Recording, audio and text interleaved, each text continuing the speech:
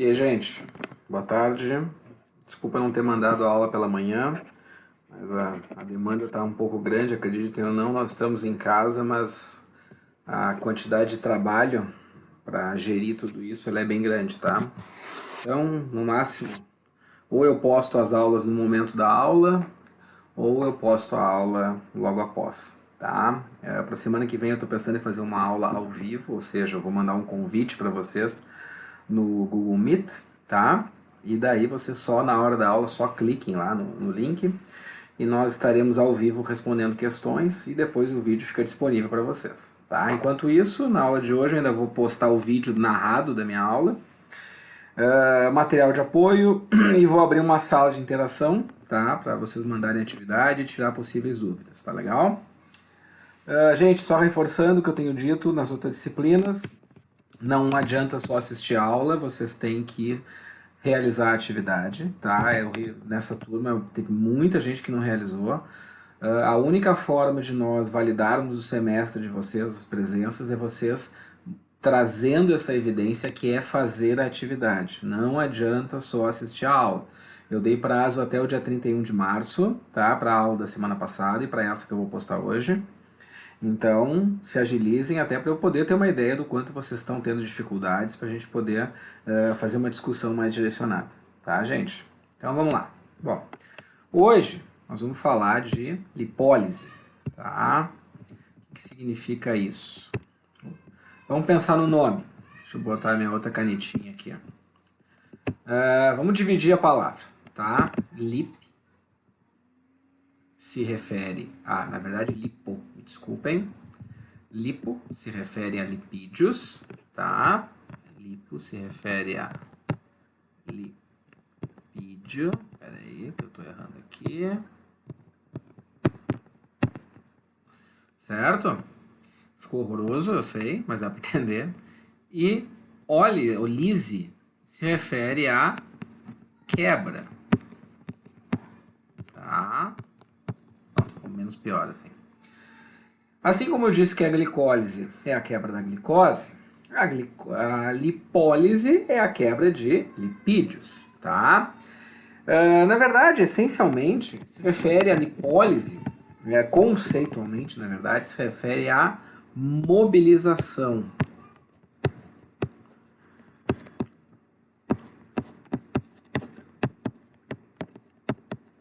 Certo? Ou seja, a mobilização, a quebra do lipídio que acontece lá no tecido adiposo. E esse lipídio, então, que sai do tecido adiposo, vai ser utilizado pelas células para a produção de energia, para a produção de ATP. Tá? Bom, só lembrando, gente, o que tenho certeza que não é novidade para ninguém. O tecido adiposo é esse tecido aqui. Deixa eu pegar meu apontador laser.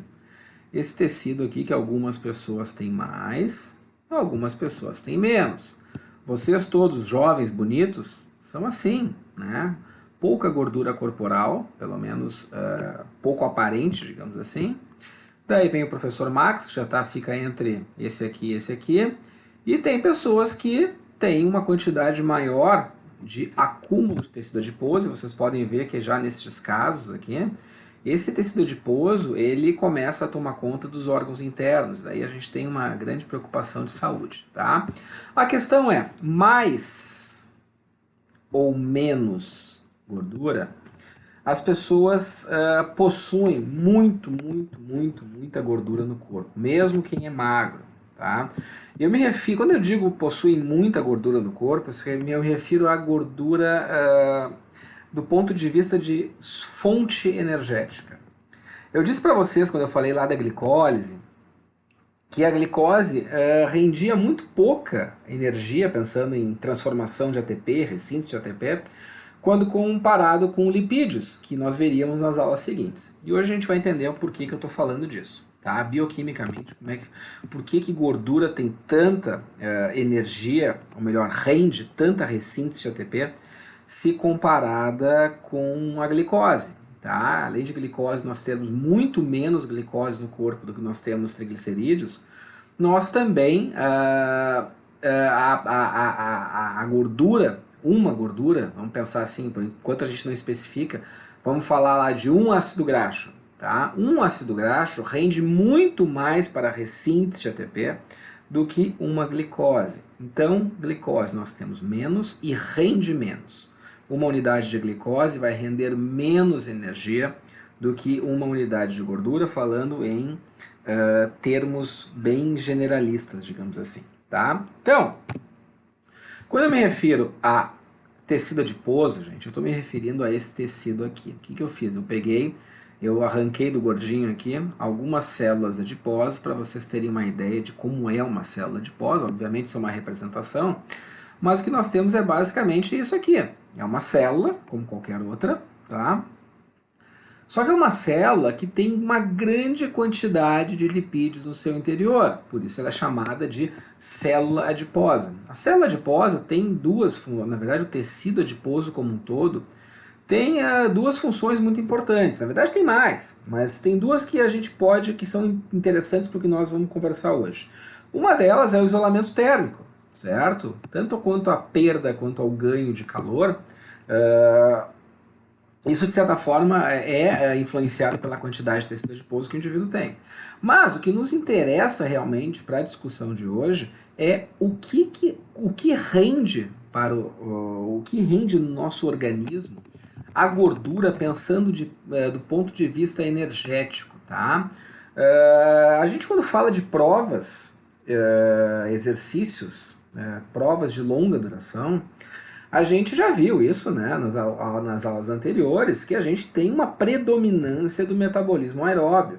Não é aquele metabolismo que tem que manter o suprimento de energia proporcional à demanda metabólica que está sendo imposta pela atividade e pelo maior tempo possível. Na verdade, pelo tempo em que o indivíduo continue realizando a sua atividade. Pois bem, em metabolismo aeróbio, em exercícios de longa duração, quanto maior for a duração, maior vai ser a participação das gorduras no suprimento de energia para o exercício, certo? O metabolismo aeróbio passa a depender cada vez mais das fontes de triglicerídeos, das fontes de ácidos graxos, que serão utilizados então para manter a ressíntese aeróbia de ATP em provas de longa duração, em exercícios de longa duração. Vamos entender como é que isso funciona. Bom, dentro dessa célula adiposa, gente, o que nós temos aqui é uma grande quantidade de uma molécula chamada triglicerídeo. Vamos ver o que é o triglicerídeo.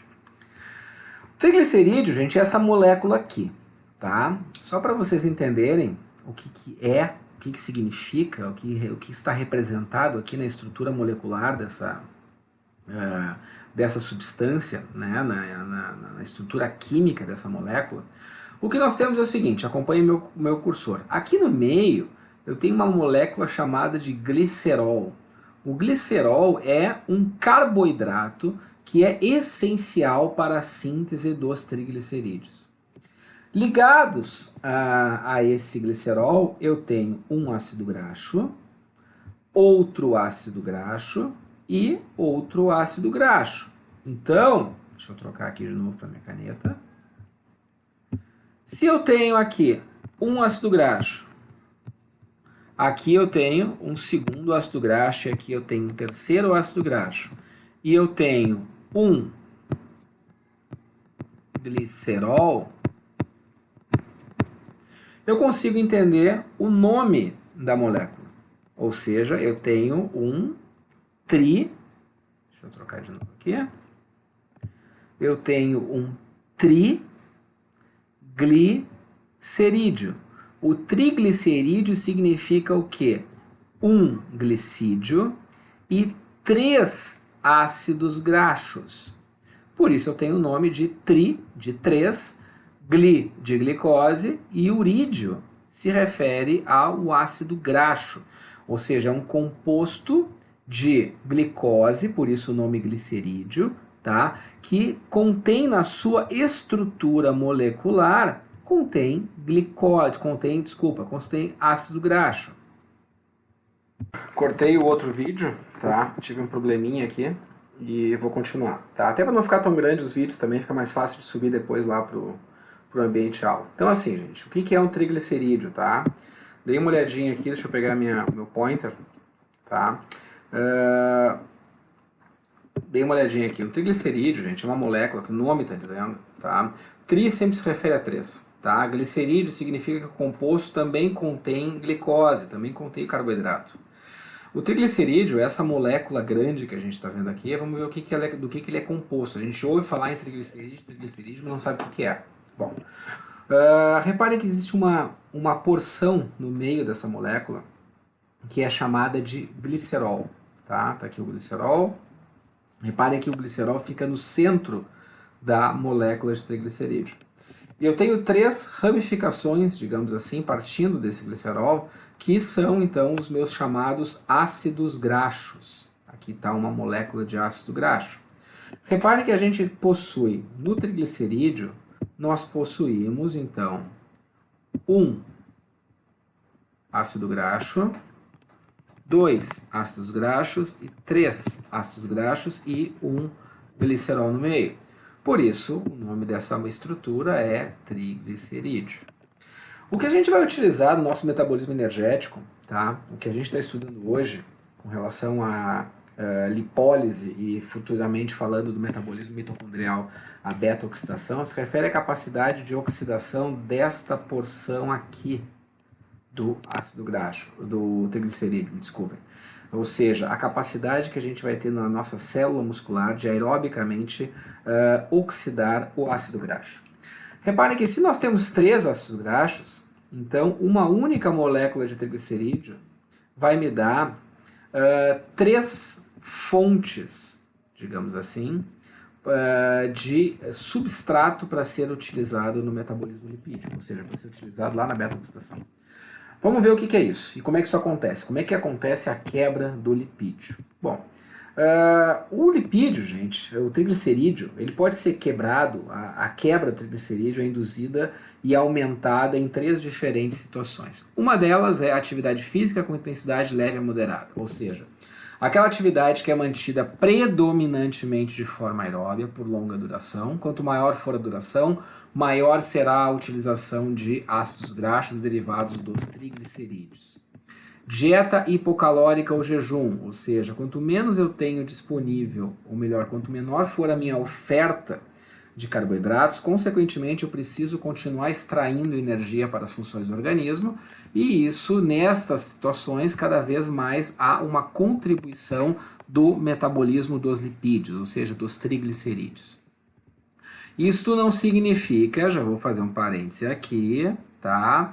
Que o exercício em jejum seja a única solução possível, ou melhor, seja a única solução para a pessoa que quer emagrecer.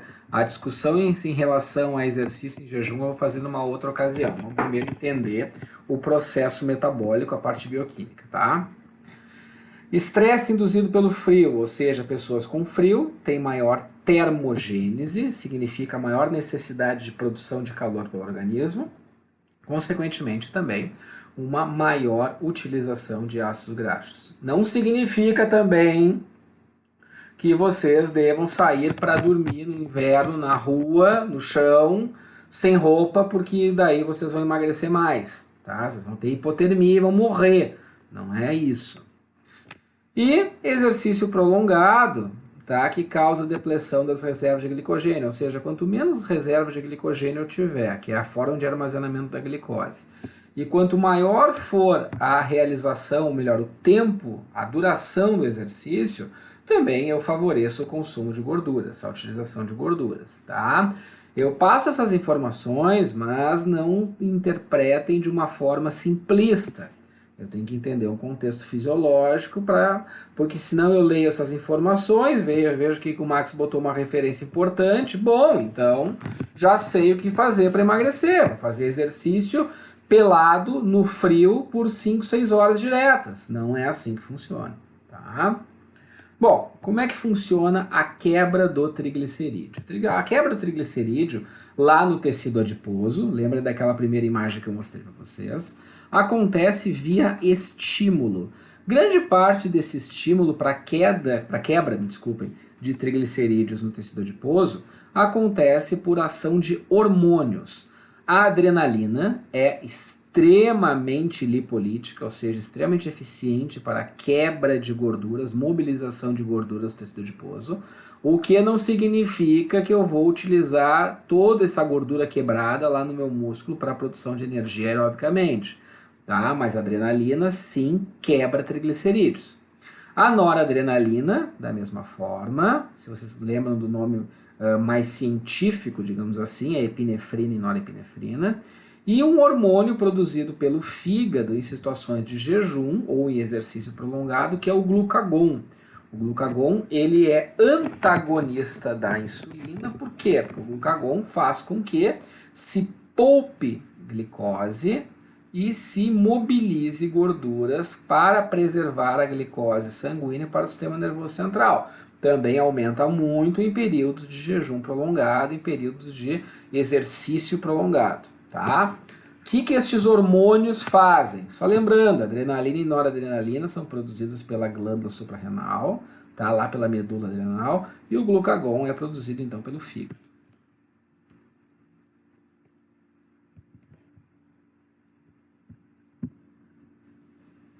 Aliás, me desculpem, eu pensei uma coisa e falei outra. O glucagon age sobre uma série de tecidos, dentre eles até o próprio fígado, fazendo com que o fígado coloque glicose para fora, tá? Coloque glicose na corrente sanguínea, mas o glucagon é produzido pelo pâncreas, assim como a insulina. Eles são hormônios antagônicos, ou seja, fazem ações opostas.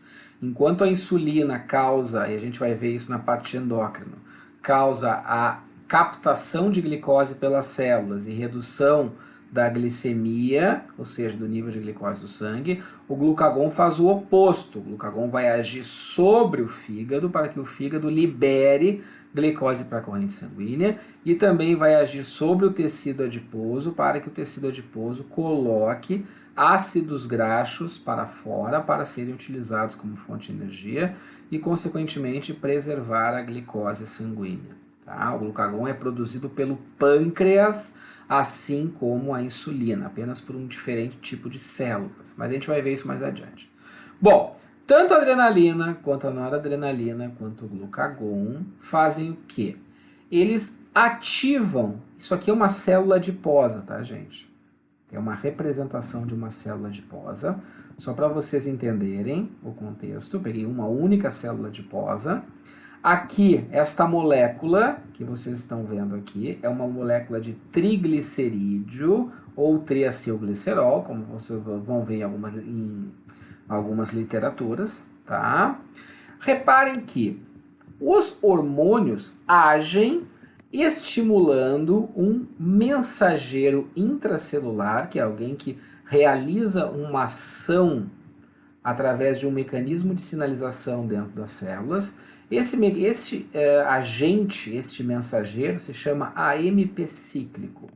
O AMP cíclico tem um efeito sobre uma enzima chamada lipase hormônio sensitiva. Lipase hormônio sensitiva. Tá aqui, acompanhe o meu cursor. Esta enzima, a lipase hormônio sensitiva, ou seja, uma enzima que responde à sinalização que está sendo induzida pelos hormônios. Então, é uma enzima sensível à ação de hormônios. A lipase hormônio sensitiva é uma enzima que quebra triglicerídeos, quebra a molécula de triglicerídeos através de um processo de hidrólise. Repare que tem uma aguinha entrando no processo aqui. Em resposta à sinalização causada pelos hormônios, tá? Tem outros hormônios que também fazem isso, tá? Mas os principais são estes, ou seja, hormônios que induzem essa enzima a quebrar a molécula de triglicerídeo nos seus componentes, ou seja, nas estruturas que compõem a molécula de triglicerídeo. Quando eu tenho a hidrólise induzida pela lipase hormônio sensitiva, inicialmente o que eu tenho? Eu tenho a quebra da ligação do glicerol com um ácido graxo, ou seja, o triglicerídeo inicialmente tem 3 ácidos graxos, a hidrólise vai levar à perda de um ácido graxo. O que sobra é uma molécula chamada de 1,2 diacilglicerol, ou seja, é uma molécula que contém apenas 2 ácidos graxos. Pois bem, o efeito da lipase hormônio sensitiva segue causando a hidrólise e fazendo com que a molécula perca mais um ácido graxo. Esta molécula, que passa a ser chamada 2-monoacilglicerol, passa a ter apenas um glicerol e um ácido graxo. Essa molécula vai sofrer a ação, mais uma vez, da enzima lipase hormônio sensitiva, porém, com a ação de mais uma enzima que vai agir conjuntamente, chamada monogliceraldeído lipase, ou seja, é uma lipase que é capaz de, também através da hidrólise, fazer com que a molécula perca o seu último ácido graxo, sobrando apenas o glicerol. Agora, qual será o destino destes 3 ácidos graxos e deste glicerol?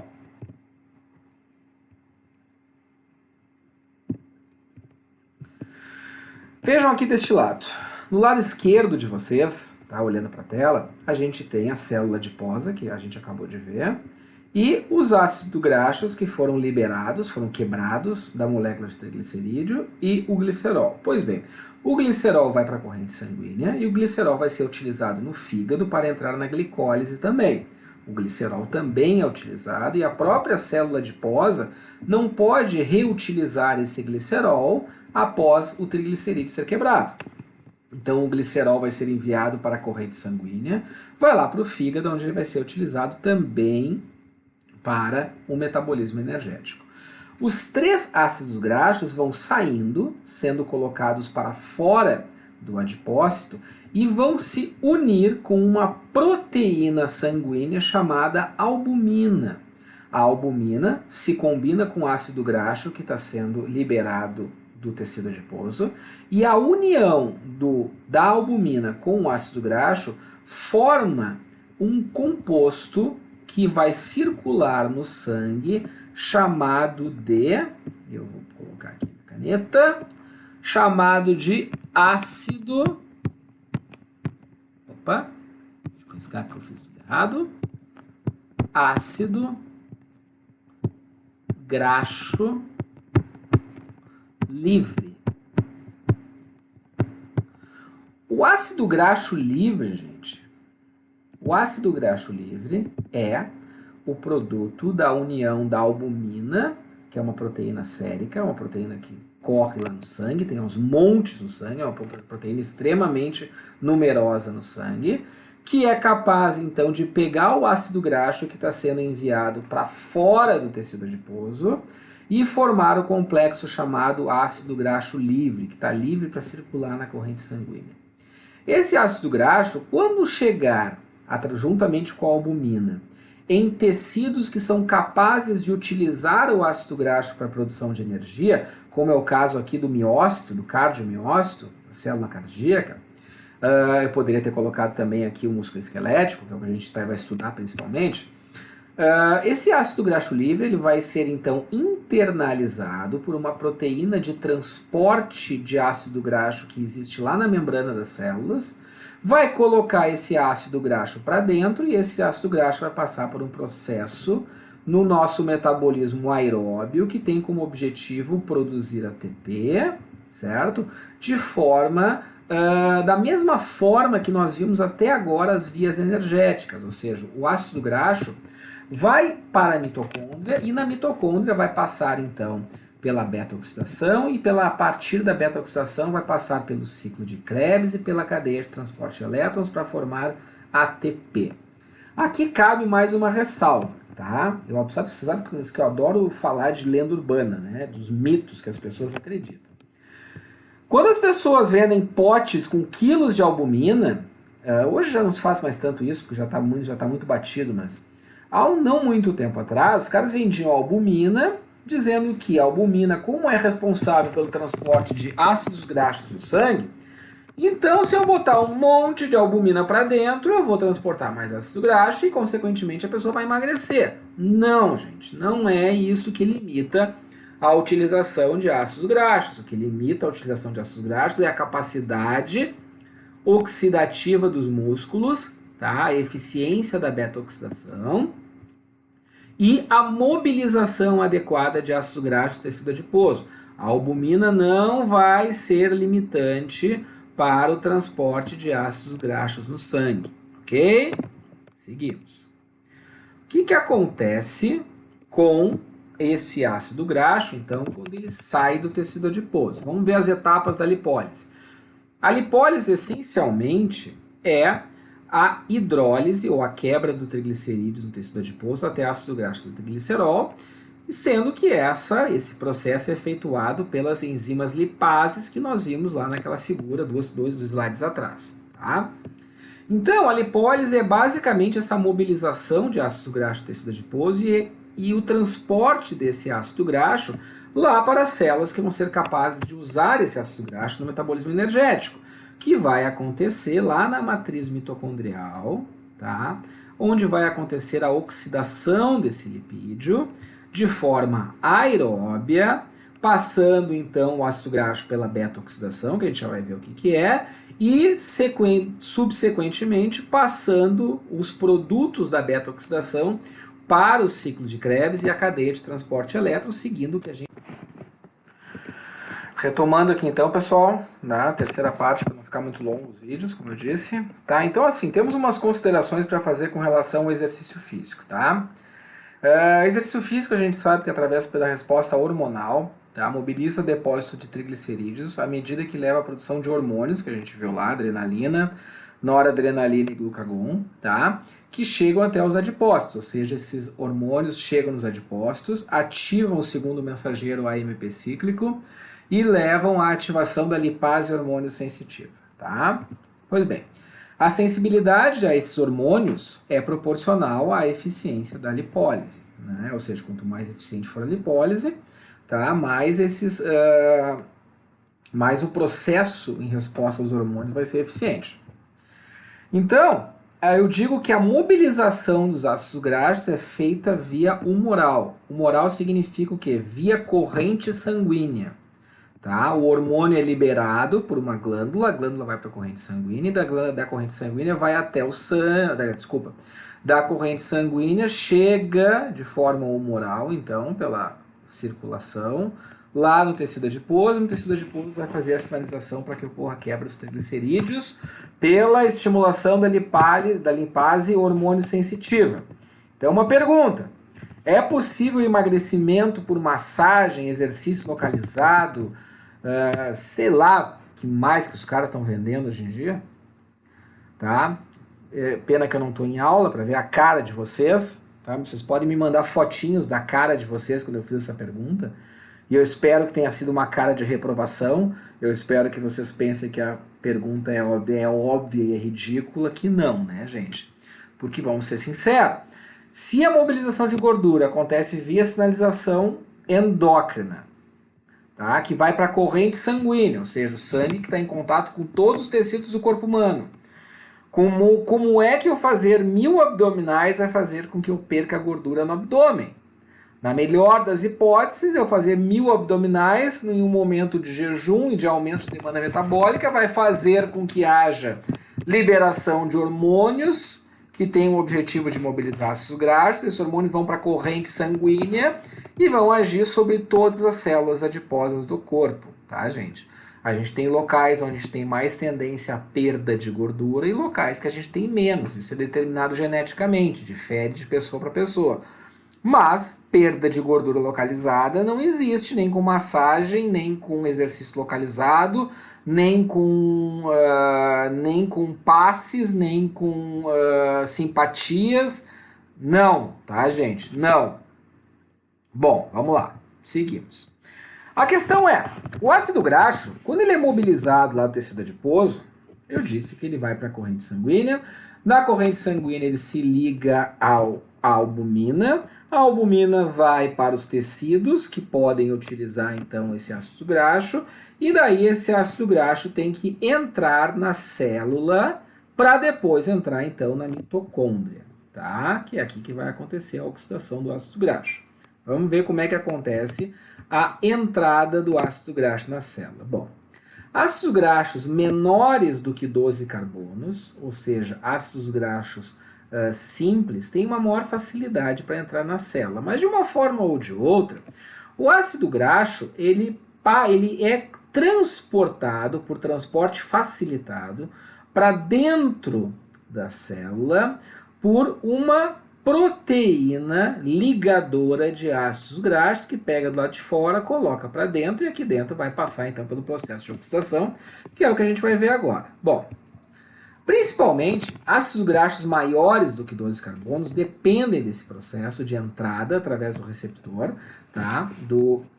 Da proteína transportadora ligadora de ácidos graxos, tá? Que é essa proteína que eu botei aqui. Vamos de novo. Opa, aqui. Tá? A FABP, que é do inglês Fatty Acid Binding Protein, ou proteína ligadora de ácidos graxos. Pois bem, depois que entra na célula, o ácido graxo ele não pode simplesmente entrar na mitocôndria. Não. Ele precisa de um processo de transformação em algo que consiga penetrar, adentrar na mitocôndria. Ou seja, precisa de algo que transporte esse ácido graxo do lado citoplasmático, aqui está o citosol da célula, tá? Para dentro da matriz mitocondrial, ou seja, para o interior da mitocôndria. Lá onde acontece o ciclo de Krebs, se vocês pegarem a aula de ciclo de Krebs, vocês vão ver que o ciclo de Krebs acontece na matriz mitocondrial, lá no meio. Pois bem, a beta-oxidação também vai acontecer lá no meio e depende então que esse ácido graxo seja transportado para dentro da matriz mitocondrial. A questão é, esse processo inicial necessita pegar o ácido graxo na sua forma, que ele é absorvido pela célula, tá? Principalmente, muito comum é o ácido graxo de 16 carbonos, tá? Que é uma molécula grande, como o caso do ácido palmítico, tá? Se vocês lembrarem, a glicose tem a fórmula C6H12O6, ou seja, tem 6 carbonos, né? O ácido graxo tem cadeias de 16, 18, 20 carbonos, umas um pouco menores, outras um pouco maiores. Ou seja, o ácido graxo é muito maior do que uma molécula de glicose, tá? Então assim, o ácido graxo, para ele penetrar na mitocôndria, ele precisa receber, ele tem que se unir a uma proteína chamada coenzima A. Então, esse processo envolve o que? O ácido graxo, às custas de um ATP, ou seja, consome energia, vai formar o composto acil-CoA, certo? O acil-CoA vai servir para que o ácido graxo seja entregue para uma proteína que está na membrana mitocondrial externa, chamada CPT1. Vou ler bem devagar. C-carnitina, P-palmitóil, T-transferase. Carnitina, palmitóil, transferase. Certamente vocês já ouviram. Também pessoas que vendem suplementação de L-carnitina, assumindo que isso seria eficiente para transportar mais ácido graxo para dentro da mitocôndria, consequentemente acontecendo um maior consumo de gordura e a pessoa perdendo os pneuzinhos. Não, gente, também não funciona assim. A carnitina que é administrada, ela só serve para, caso haja a mobilização adequada de ácido graxo, o ácido graxo entre na célula. Caso eu tenha a atividade destas proteínas que são enzimas de membrana da mitocôndria, que é a carnitina, palmitóil, transferase 1, e na membrana mitocondrial interna, a carnitina, palmitóil, transferase 2, caso eu tenha o suficiente dessas enzimas, dessas proteínas de transporte, tá? E eu tenha ácidos graxos chegando na minha célula, então eu vou utilizar carnitina para que o ácido graxo seja transportado na forma de acil, que se refere ao ácido graxo em questão, carnitina, que é o substrato utilizado para o transporte do ácido graxo da carnitina palmitóide transferase 1 para a carnitina palmitóide transferase 2 e, consequentemente, então, este ácido graxo chegar na matriz mitocondrial na forma, de novo, de acil-CoA. Reparem que a acil-CoA está aqui, a acil-CoA está do lado de fora. Ou seja, esta é a forma que o ácido graxo pode passar pelo processo de beta-oxidação, ou seja, o processo de oxidação da sua estrutura para gerar ATP. Então vamos de novo, lá desde o início, tá? Ácido graxo entra na célula, tá? Pela proteína ligadora de ácido graxo que está na membrana das células. Pois bem, o ácido graxo vai ser transformado no composto acil-CoA para que ele possa entrar pela ação de uma proteína de transporte chamada carnitina palmitóide transferase 1. Pois bem, esse acil vai se unir com uma carnitina, tá? Para que ele possa então ser transportado, ser entregue para a carnitina palmitóide transferase 2, que fica na membrana mitocondrial interna, ou seja, na segunda membrana da mitocôndria, e a partir daí então vai ser colocado para dentro da matriz mitocondrial para passar pelo processo de beta-oxidação. Tá? Agora vamos ver então. Isso significa que esse ácido graxo está pronto para passar pelo processo de quebra oxidativa, conforme nós já vimos que acontece também com a glicose no ciclo de Krebs na cadeia de transporte de elétrons, mas essa glicose antes passa pela glicólise, não é? Forma piruvato, o piruvato vai para o ciclo de Krebs. Ok. Na oxidação do ácido graxo, o ácido graxo tem que passar para a mitocôndria, formar acil-CoA para ser transformado também em acetil-CoA, assim como o piruvato, e assim, consequentemente, participar, ou melhor, fornecer a sua energia para a ressíntese do ATP. Então vamos ver, o que acontece com o acil-CoA? O que acontece com o ácido graxo quando ele está dentro da mitocôndria? A beta-oxidação é uma via energética que é a mais importante quantitativamente no organismo, ou seja, a quantidade de ATP que é formada a partir da oxidação do ácido graxo é muito grande, muito maior do que da glicose. Então, é predominante a beta-oxidação, ou seja, a utilização de ácidos graxos, ela é predominante em esforços de baixa intensidade e longa duração, atividades cotidianas ou em determinados esportes, como, por exemplo, maratonas, ultramaratonas, enfim, atividades onde se mantenha um esforço por um longo período de tempo, acabam dependendo prioritariamente, digamos assim, da oxidação de ácidos graxos para a ressíntese do ATP. Sempre dependente de oxigênio, ou seja, uma via aeróbia, para reoxidar o NADH e o FADH que vocês viram lá na glicólise, lá no ciclo de Krebs, para ir para a cadeia de transporte de elétrons. Pois bem, o objetivo da beta-oxidação, através da oxidação dos ácidos graxos, é também formar NADH e FADH, pois é a forma que a minha mitocôndria tem de gerar ATP aerobiamente.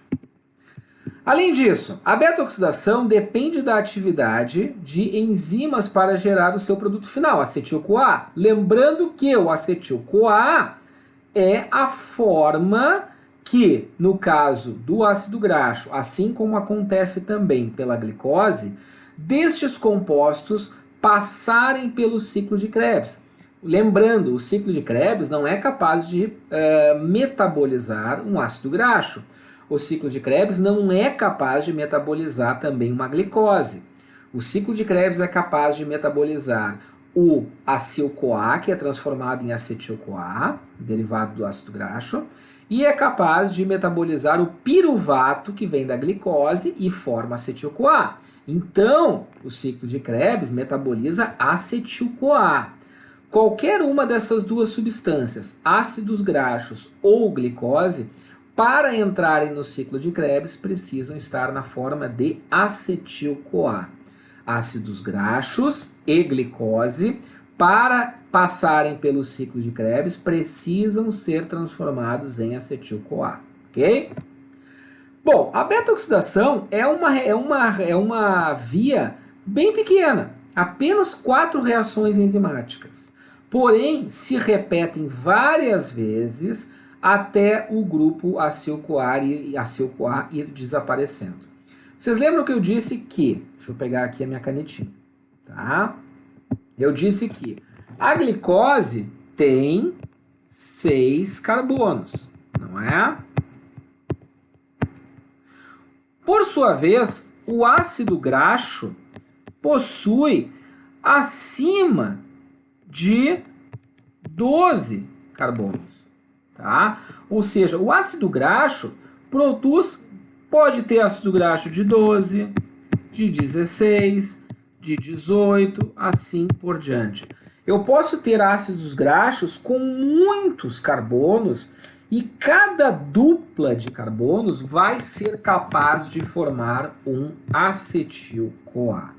Então eu assumo que o acetil-CoA que passa pelo ciclo de Krebs e cadeia de transporte de elétrons, quando eu penso em ácidos graxos, significa que cada par de carbonos, cada 2 carbonos, podem dar origem a um acetil-CoA. Se eu tenho um ácido graxo com 16 carbonos, eu tenho 8 acetil-CoA sendo formado, ou seja, ácido graxo rende ATP pra caramba, tá, gente? Então, assim, grande parte do acetil-CoA que é formado...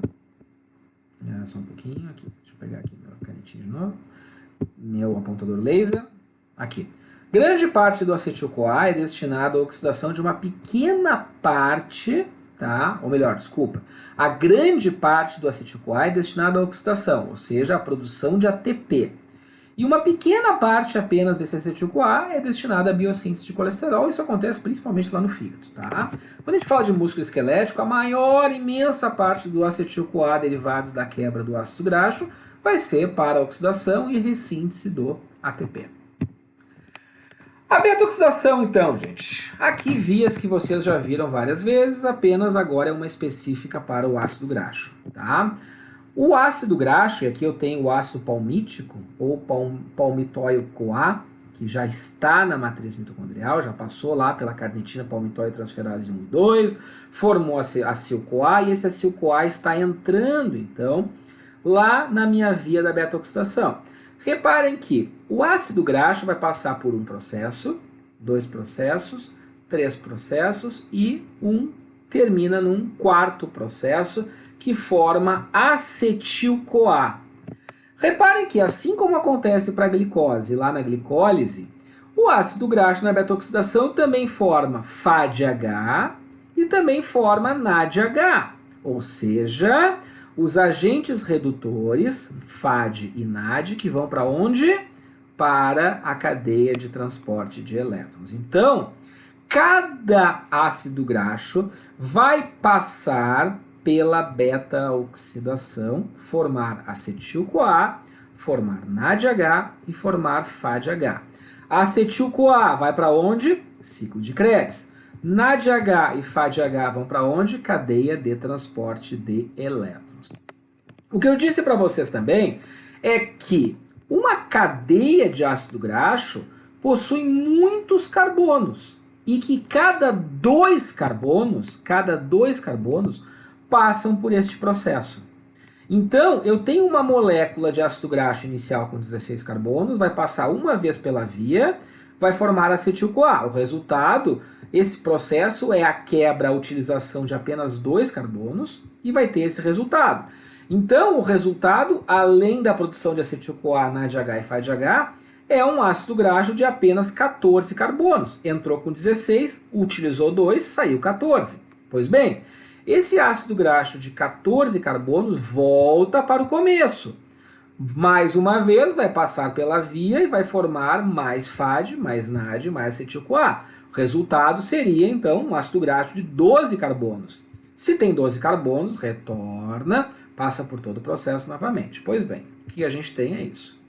Um ácido graxo entrando com 16 carbonos, o ácido palmítico, que a cada passagem pela beta-oxidação vai gerar NAD-FAD e acetil-CoA. Passa de novo, NAD-FAD, acetil-CoA. Passa de novo, NAD-FAD, acetil-CoA. E vai indo até que no final se acabe e os últimos 4 carbonos formem então 2 acetis-CoA mais NAD e FAD. Todo esse NAD e FAD vai para onde? Cadeia de transporte de elétrons. Todo o acetil-CoA vai para onde? Ciclo de Krebs. Lembrando então, gente, aqui eu tenho meu ciclo de Krebs, acompanhem o meu cursor, tá? Reparem o que entra no ciclo de Krebs, acetil-CoA. Ou seja, eu preciso de acetil-CoA para passar pelo ciclo de Krebs. Repito o que eu falei 3 slides atrás. O ciclo de Krebs não metaboliza a glicose diretamente. Ele metaboliza o piruvato. O ciclo de Krebs não metaboliza diretamente o ácido graxo. Ele metaboliza acetil-CoA. Então, o piruvato, derivado da glicose, vai ser transformado em acetil-CoA. O ácido graxo derivado da beta-oxidação, que nós vimos aqui, vai ser transformado em acetil-CoA e vai passar pelo ciclo de Krebs. Bom, se esse ácido graxo passa pelo ciclo de Krebs para cada acetil-CoA formado, então, além do NAD H e do FAD-H formados durante a beta-oxidação, certo? Eu tenho também para cada acetil-CoA a passagem no ciclo de Krebs, consequentemente a formação de 3 NADs.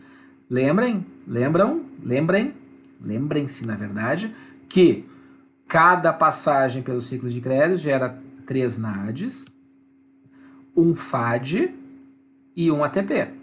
Então, para cada acetil-CoA derivado da quebra de um ácido graxo, eu tenho a formação de 3 NADs, um FAD e um ATP. Bom, se eu tenho para cada ácido graxo a formação de, no caso aqui do ácido palmítico, 16 carbonos, de 1, 2, 3, 4, 5, 6, 8 acetis-CoA, então eu tenho o quê? 8 passagens pelo ciclo de Krebs. 8 passagens pelo ciclo de Krebs significa o quê? 8 vezes 3, 24 NADs e 8 vezes 1, 8, mais 8 FADs. Então eu tenho 24 NADs indo para o ciclo de Krebs, para a cadeia de transporte de elétrons, derivado do acetil-CoA que sai lá da beta-oxidação, mais 8 FADs, multiplicado por 8 são 64, tá? E eu tenho mais 8 ATPs, porque eu tenho, então, 8 acetil-CoA, tá, gente? Então, já dá para ter uma ideia, pensando em tudo que a gente já viu até agora, na quantidade de ATP que será formada a partir de um ácido graxo. Lembrando, cada NADH, vou até botar na nossa aula na nossa última aula.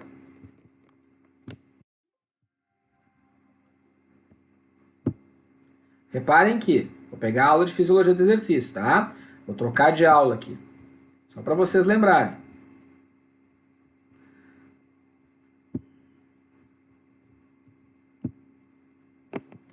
Cada NAD que passar pela cadeia de transporte de elétrons vai formar 3 ATPs.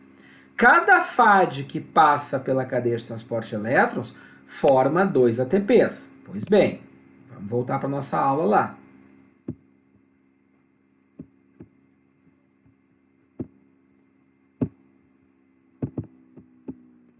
Então, eu posso fazer um seguinte cálculo. Um ácido palmítico forma em torno de 35 ATPs, tá? A partir dos equivalentes de redução NAD-FAD, mais 8 vezes 12 ATPs pelos NADs que estão sendo formados lá pelo ciclo de Krebs, ou seja, isso me dá mais ou menos 129 ATPs para um ácido graxo.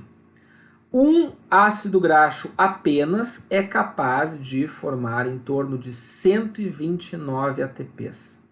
Agora lembrem-se que o triglicerídeo é formado por 3 ácidos graxos, não é?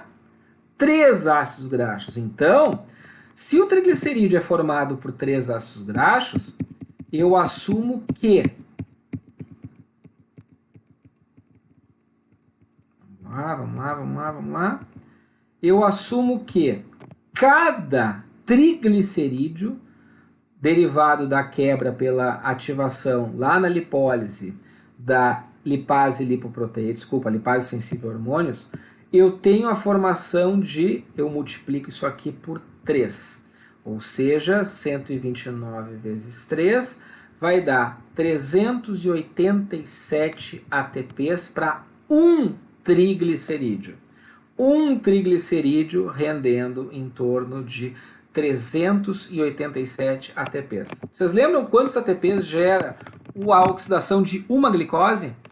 Em torno de 38 ATPs. Pois bem, um triglicerídeo gera quase 400 ATPs. Então, eu penso o seguinte, que a gordura, além de eu ter muita gordura no corpo, tá, a gordura rende muito mais energia, muito mais recintos de ATP, do que a glicose, tá? Então é por isso que esta via ela é predominante em provas de longa duração. Também é predominante no meu metabolismo basal, quando eu estou sentado, quando eu estou fazendo as atividades diárias. Também é predominante quando eu estou dormindo, ou seja, as gorduras são as grandes responsáveis pela manutenção do meu fornecimento de energia para as minhas funções corporais em situações de repouso ou de atividades de longa duração e baixa intensidade. Tá, gente? Eu também tenho que falar um pouquinho da parte de proteólise, tá? De utilização de aminoácidos para fonte de energia, mas eu vou fazer um outro vídeo, daí vocês podem assistir em etapas para poder descansar um pouco, tá? Já volto. Continuando então, galera, para terminar essa parte de metabolismo, tá? A nossa última, a parte mais simples, digamos assim, é a proteólise, tá? O bom de fazer esses vídeos assim, em sequência, de forma fragmentada, é que vocês podem assistir uma parte, façam uma leitura, daí façam outra parte depois, descansem um pouco, né? Eu sei que é uma matéria pesada, mas eu garanto para vocês que depois disso, depois dessa parte da matéria, o que nós veremos ao longo do semestre já é um pouco mais, muito mais direcionado para a parte prática mesmo do exercício, mas a gente não pode passar sem essa explicação, tá? Depois cada vez fica um pouco mais, entre aspas, descomplicado, tá, gente? Bom, vamos lá, vamos terminar a parte de proteólise. A parte de proteólise eu acho que é a mais simples de todas com relação ao metabolismo energético, tá? Obviamente, com exceção da via da creatina fosfato, que é extremamente simples. A proteólise também tem como característica ser utilizada em momentos de inanição, momentos de jejum prolongado, momentos de exercício de longa duração, baixa intensidade, repouso, etc, etc. Segue uma linha semelhante ao que acontece com relação à lipólise, tá? O nome está dizendo também, proteólise se refere prote significa proteína, se refere à proteína, lise se refere à quebra. Então é a quebra de proteínas. Só para lembrar vocês, gente, proteínas então são compostos orgânicos de alto peso molecular, formados pelo encadeamento de aminoácidos. Então os aminoácidos que a gente ingere na nossa dieta servem para formar proteínas. Essa ligação entre aminoácidos acontece nas chamadas ligações peptídicas, ou seja, a ligação entre dois aminoácidos eu chamo de ligação peptídica. Representa cerca de 50% a 80% do peso seco de uma célula, ou seja, se eu tirar toda a água de uma célula, de um tecido, o peso remanescente, o que fica retirando a água, se nós tirarmos toda a água de um tecido, tudo que fica ali, em torno de 80% é composto então por proteínas, tá? Então uma proteína, gente, aqui eu tenho um exemplo, tá? Eu tenho um aminoácido, tenho mais um aminoácido. Para eu fazer a ligação entre estes dois aminoácidos, o que eu tenho? A formação de uma ligação peptídica, tá? Eu tenho a formação de pontes de hidrogênio aqui que vão permitir a formação dessa ligação peptídica, tá? E vão formar, então, no caso, se eu tenho um aminoácido mais um aminoácido ligados por uma ligação peptídica, eu tenho a formação de um dipeptídeo, ou seja, de 2 aminoácidos.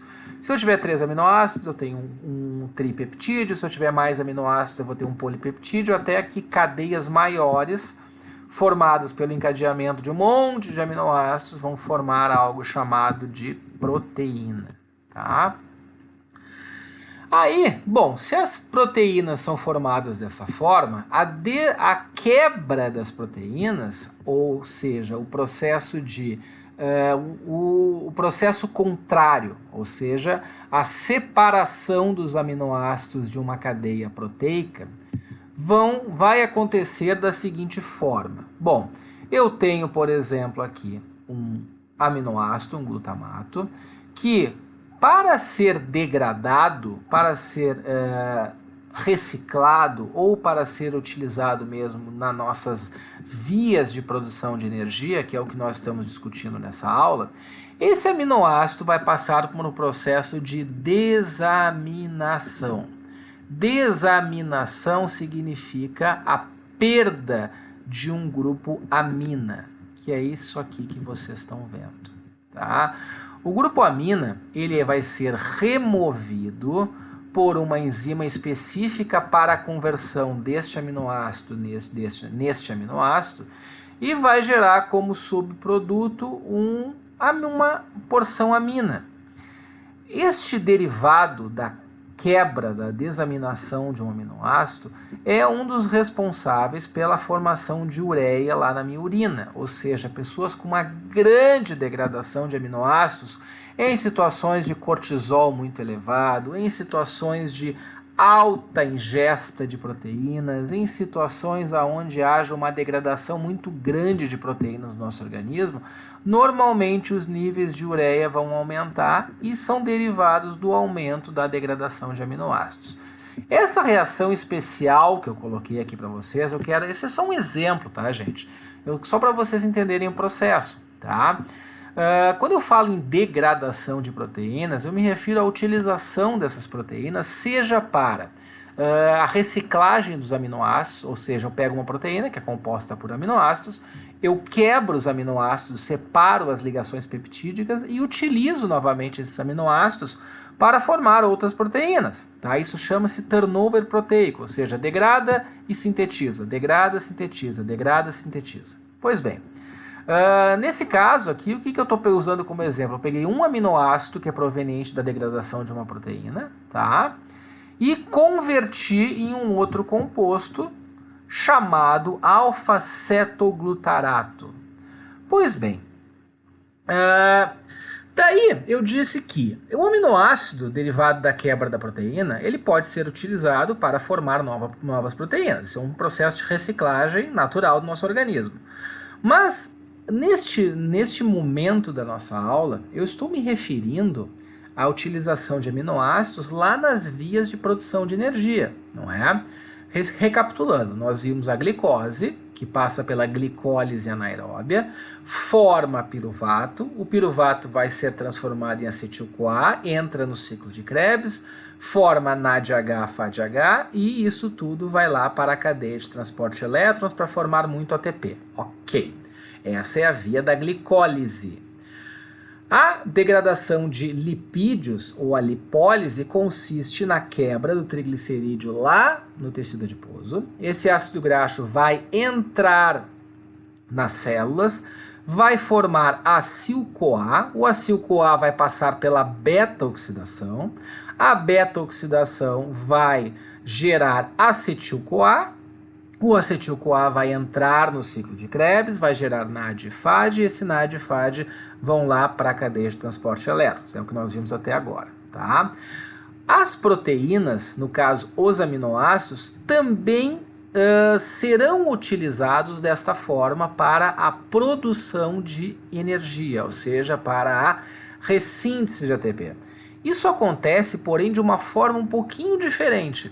Eu disse que a glicose, para que ela seja utilizada no ciclo de Krebs e cadeia de transporte de elétrons, o seu piruvato tem que se transformar em acetil-CoA, entra no ciclo de Krebs. O ácido graxo tem que transformar o acil-CoA em acetil-CoA e o acetil-CoA entra no ciclo de Krebs.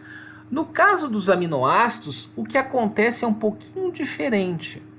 Os aminoácidos vão entrar diretamente no ciclo de Krebs. E agora eu chamo a atenção de vocês para o que nós estamos vendo aqui no centro.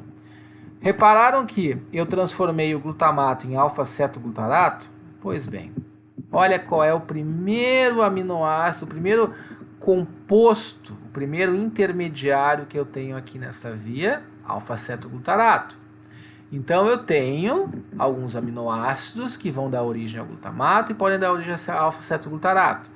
Eu tenho outros aminoácidos como isoleucina, valina, metionina, treonina que vão dar origem ao succinil-CoA. Eu tenho fenilalanina, a tirosina, que são transformados em fumarato. Eu tenho a aspargina e o aspartato, que podem formar oxaloacetato. Eu tenho leucina, lisina, fenilalanina, triptofano e tirosina, que podem formar acetoacetil-CoA, podem formar acetil-CoA e vão formar citrato.